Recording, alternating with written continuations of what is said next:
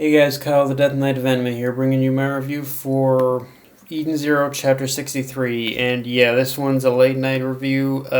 If anyone's wondering why, it's a simple thing or pretty much as of where I was pretty much out at. I was basically out pretty much doing my it was my monthly shop, and I ended up getting the notification that of the chapter update like during the shop. So it was one of those things where after I came back home, I was just I just really wanted to take it easy after that. So yeah, that's the reason why this one is so late.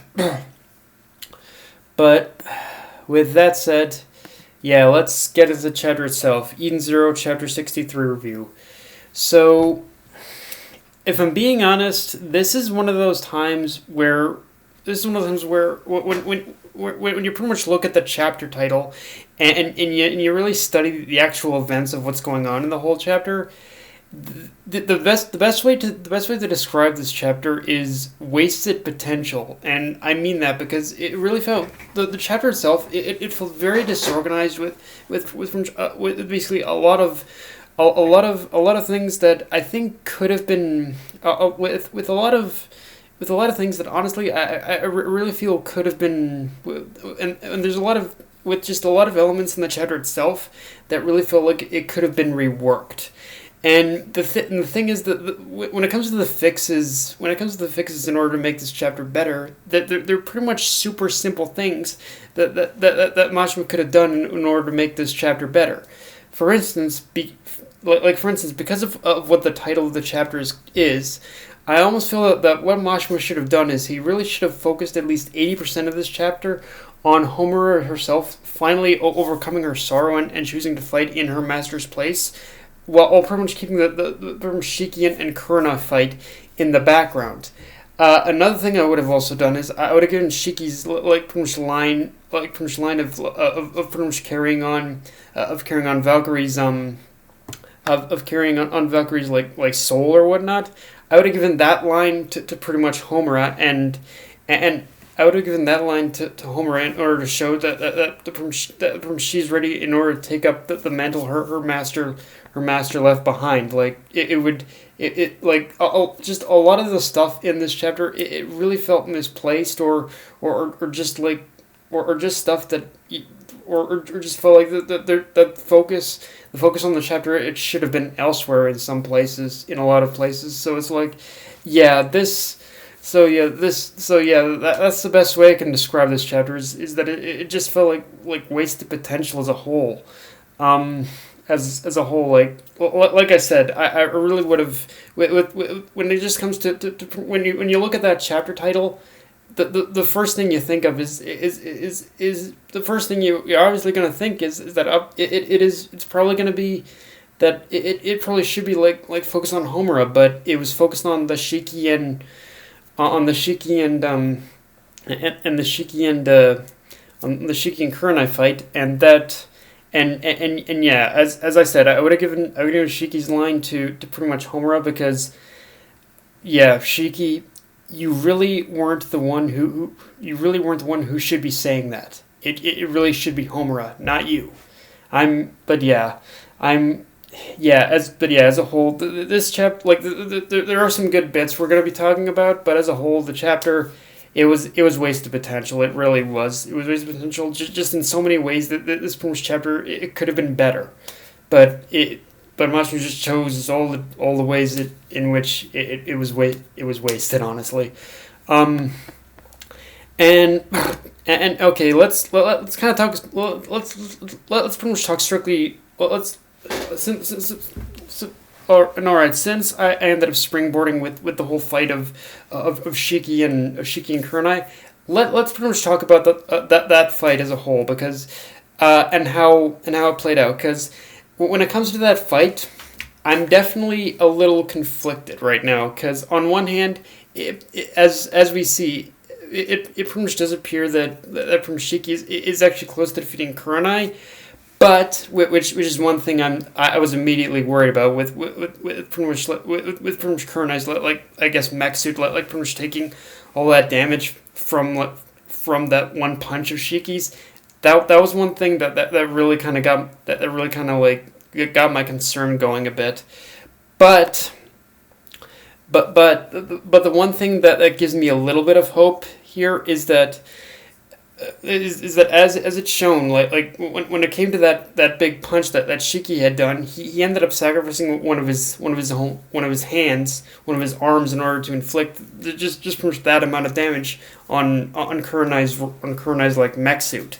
So what I hope that Mashima is doing, but what I hope Mashima is doing, but just pretty much by showing us that pretty much Shiki has damaged his arm, is I hope he's basically handicapping Shiki in order to allow Homura to pretty much take over and not have him suddenly not have Shiki like pretty much pull a one and not have Shiki pull like a 1-2 punch with his good arm out of his ass. Like he's obviously back into a corner now, but I really don't want him. I really, again, I can't stress this enough. I really don't want Shiki defeating Kurenai. This should be Homura's battle, and I hope with pretty much with basically Mashima like pretty much handicapping like pretty much Shiki in this chapter. I'm hoping that's what happens.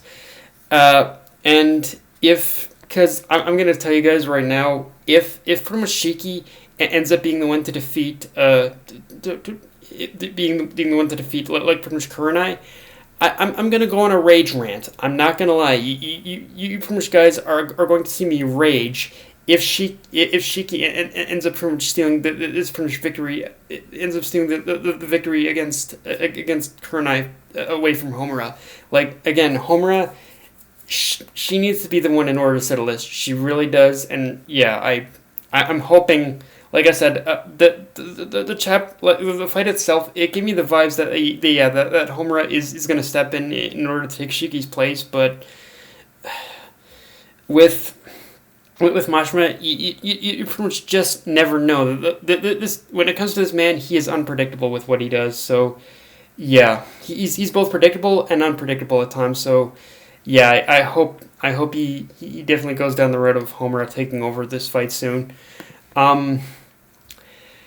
Now, at this stage of the story, I don't know how much of this is actually going to happen, but I want to talk about Nino's dialogue in this chat. Nino's dialogue specifically, because Nino's dialogue did present a very interesting scenario that I hadn't thought of before now, which is that even if Kurenai is defeated, nothing is really going to change, because at the end of the day, like Kurenai, even though Kurenai is the villain and the antagonist of this arc, at the end of the day, she is still the pretty much ruler of Sunjul. So I suppose to that end, even if things change, it will have to be through her and not Shiki and the others. I think I want to say that from Shmasha is clearly aware of this scenario as well. So yeah, if Mashima plays things correctly, that I think pretty much just from the way he plays this out and the way he ends this arc, it could be one of the most unique endings to a shonen story arc ever. I mean, if you really think about the context of Nino's dialogue in this chapter, this could be like the most unique shonen story arc ever, in the sense where the heroes at best don't actually end up fully being the ones to even change things. Like they're they're pretty much up against a whole planet run by that Kurenai is leader of. So yeah, it's like if Mashima plays his cards right, this could be one hell of a unique arc. If things do end up changing, I'd even settle for I suppose Nino doing something, because Nino seems to be the one, even though he's been in the background a lot, he seems to be the one who he's definitely got this whole vibe of being a man with a plan. So I wouldn't be surprised if he's got his own plan in his own plan right now, whatever that may be. But yeah, I'm again, yeah. If Mashima plays his cards right, the ending to this arc could be rather interesting, to be honest with you, and definitely unique, as I said. Um, I also wonder what he pretty much what Nino meant when what Nino meant, but with his line about saving the universe, because the first guess on that, even though we haven't seen them in a while, is that is that whatever Nino's warning has.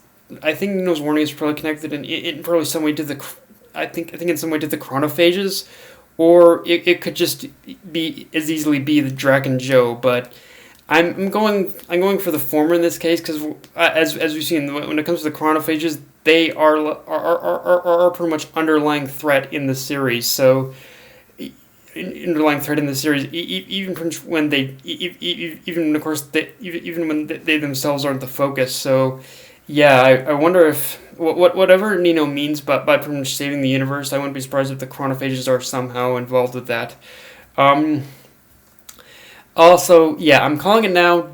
Like pretty much Nino, I have to say that pretty much the dude has got to have some kind of Ashura or multi-armed demon type powers or something. Because seriously, or at least that's pretty much the first impression I got from the final page. Like, holy crap, Nino! Like, what kind of powers do you have in order to multiply your arms? That's a pretty cool power, dude. And actually, the more I thought about it, have you been watching One Piece at all? Are you copying Zoro, dude? Because if you are, not cool. Just saying. But yeah, guys, that's pretty much all I've got for this review. If you enjoyed the video, like, comment, subscribe. I'm on Twitter, Facebook, and it was for Crunchyroll. Death Knight of Anime, signing off. Later, guys.